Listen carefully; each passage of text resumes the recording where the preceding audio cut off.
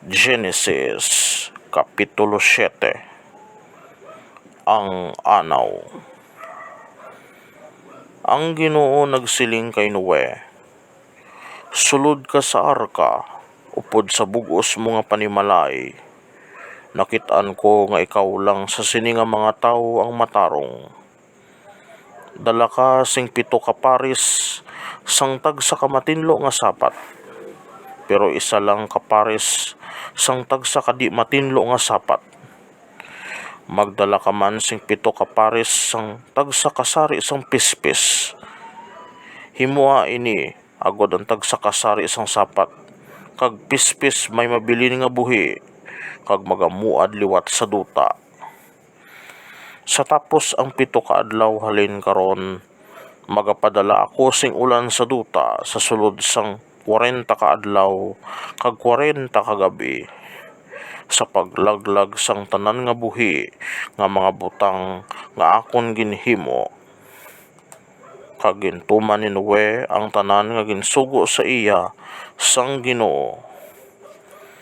Si Noe nagaedad sing 600 ka tuig sang mag-abot ang anaw sa duta. Siya kag ang iya asawa, ang iya mga anak nga lalaki, kag ang ilang mga asawa nagsulod sa arka, agod hindi sila maano sang anaw. Ang isa ka pares sang tagsa kasari sang sapat kag pispis, matinlo o kundi matinlo, nagsulod sa arka upod kay Noe, suno sa ginsugo sang Dios. Sang makaligad ang 7 ka adlaw, nag-abot ang anaw sa duta. Si Noe nagaedad sang 600 ka tuig. Sang ika-17 sang ikaduha nga bulan, ang tanan nga mga tuburan sang malapad nga dagat sa idalom sang duta nabulwang, kag ang mga alagyan sang tubig sa langit ginbuksan. Kag nag-ulan sing 40 ka adlaw kag 40 ka gabi. Sa sadto gid nga adlaw, si Noe kag ang iya asawa, ang ila 3 ka anak nga lalaki nga si Sem, si Ham kag si Japhet, kag ang ilang mga asawa nagsulod sa arka. Nag-upod sa ila ang tagsa kasari sa mga sapat, talunon kag anta, magamay kag dalagko, kag ang tagsa kasari sa mga pispis.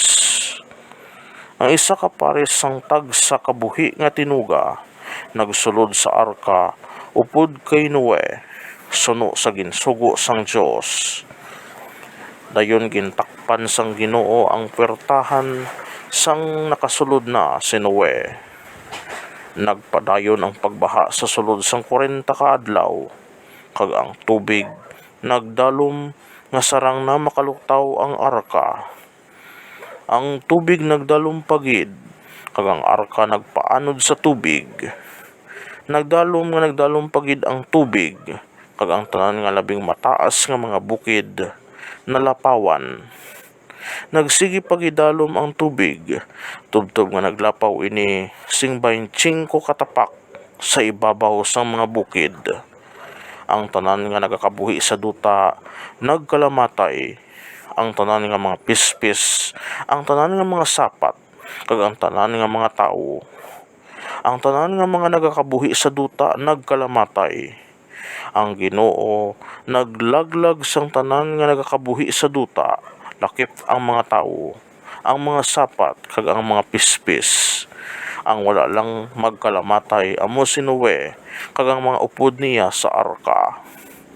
Ang tubig wala magsugod sa paghubas sa sulod sang 150 ka adlaw. Mga kaabyanan, inyo bantayan ang isa na naman naton ka episode, ang Genesis Kapitulo 8. Madamo gid nga salamat.